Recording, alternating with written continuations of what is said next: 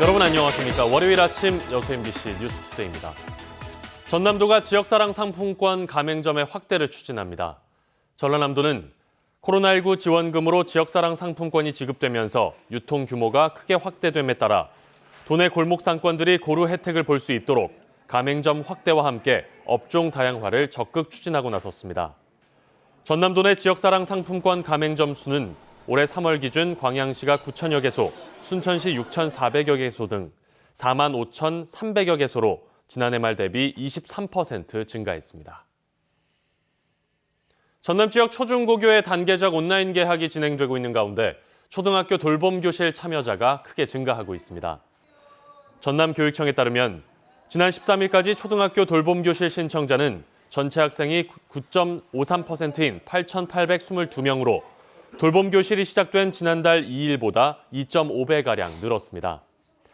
또 신청자 대비 실제 참여자는 7,300여 명으로 지난달 2일 조사보다 무려 6배가량 늘었고 초등학교 1, 2, 3학년이 온라인으로 개학하는 오늘 이후 돌봄교실 참여자가 더욱 증가할 것으로 예측됩니다.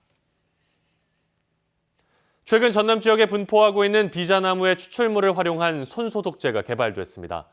전남 난대수종의 새로운 보건 방역 분야 산업화 가능성도 있습니다. 김주희 기자가 취재했습니다. 고흥군 포두면 9만 7천여 제곱미터 면적의 천연기념물 239호 금탑사 비자나무 숲입니다. 637년 금탑사 창건 뒤 심어진 인공림입니다. 높이 10m, 가슴 높이 지름 50cm 정도의 아름드리 비자나무가 빽빽하게 우거져 있습니다.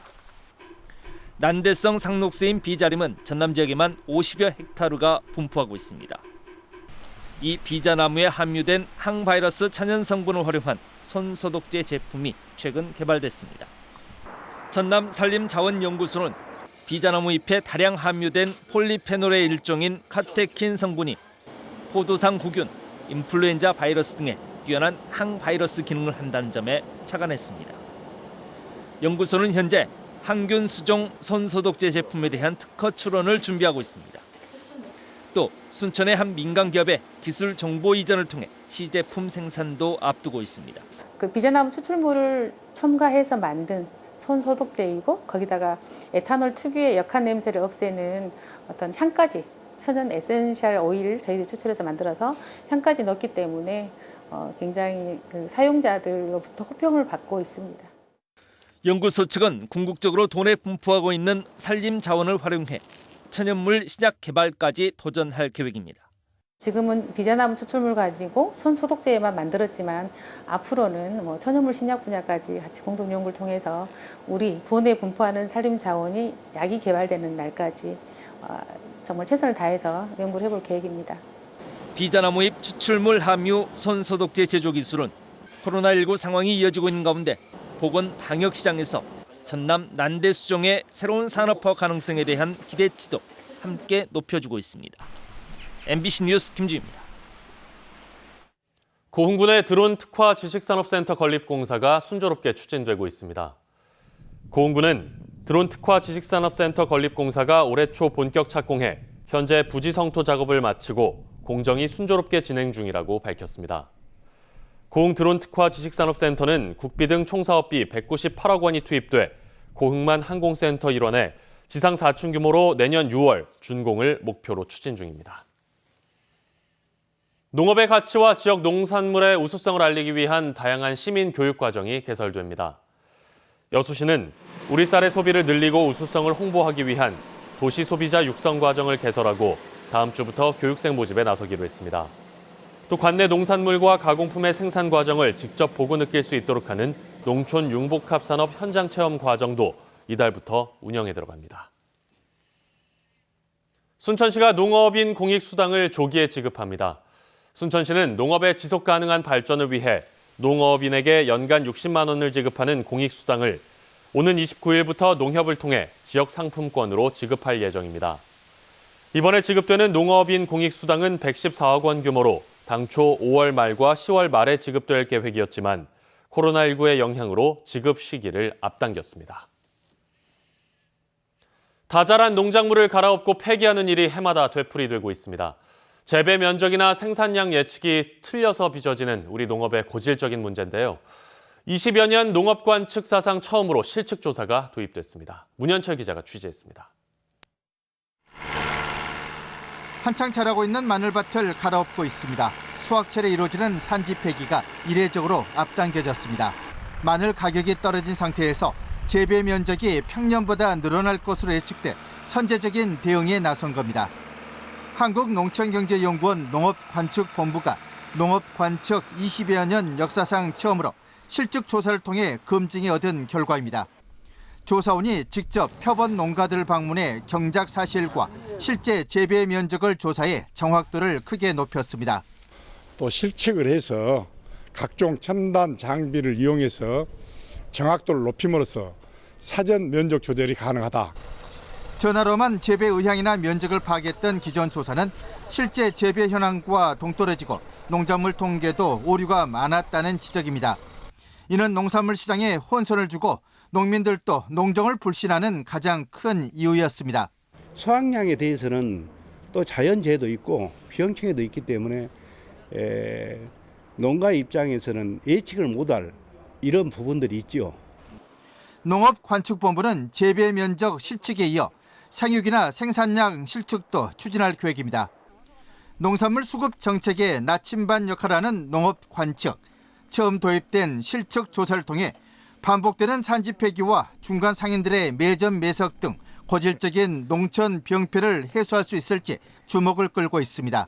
MBC 뉴스 문현철입니다. 전두환이 오는 27일 다시 광주 법정에 설 예정입니다. 전두환은 헬기 사격을 부정하고 있지만 전일 빌딩에는 그 증거가 고스란히 남아 있습니다. 이 전일 빌딩이 리모델링을 마치고 개관을 앞두고 있습니다. 우종훈 기자의 보도입니다. 1980년 5월 21일 광주 시내에 애국가가 흘러나옵니다. 이내 하얀 건물들 위로 검은 헬기 그림자가 밀려오더니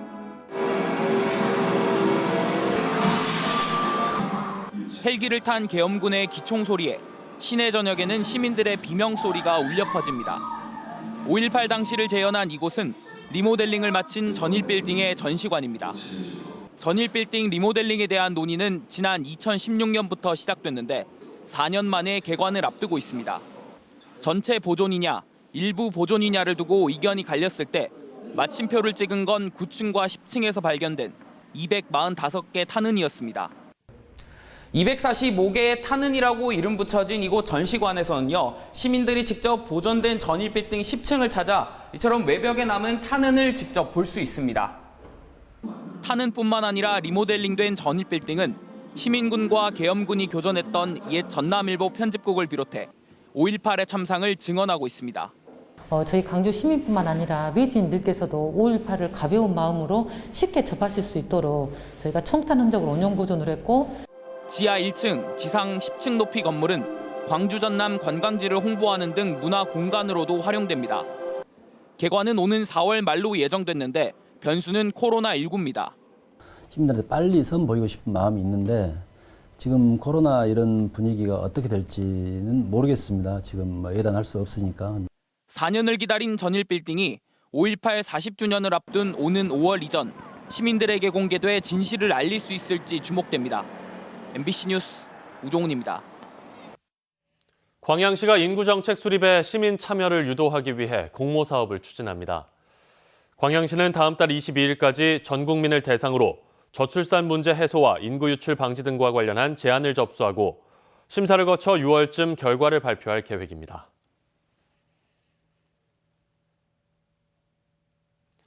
여수 MBC 뉴스투데이 마칩니다. 여러분 고맙습니다.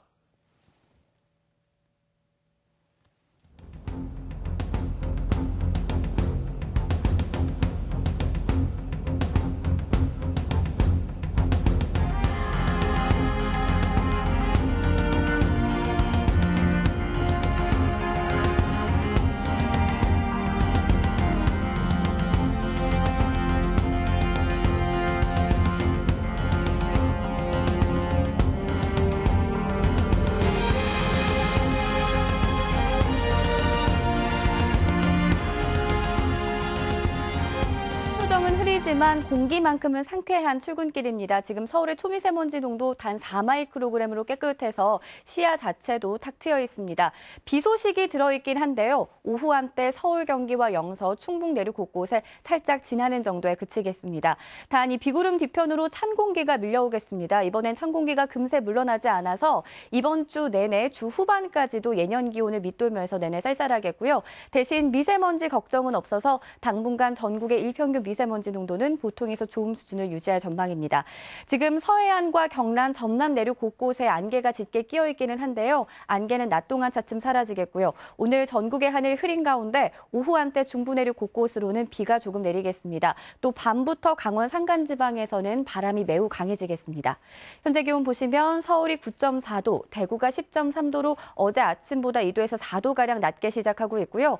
낮 기온도 서울과 춘천이 14도, 대전이 16도로 예년보다 낮겠고 남부지방의 경우 대구 21도, 포항 23도가 예상됩니다. 내일은 다시 맑은 하늘이 드러나겠지만 갈수록 찬바람이 강해지면서 쌀쌀해지겠습니다. 날씨였습니다.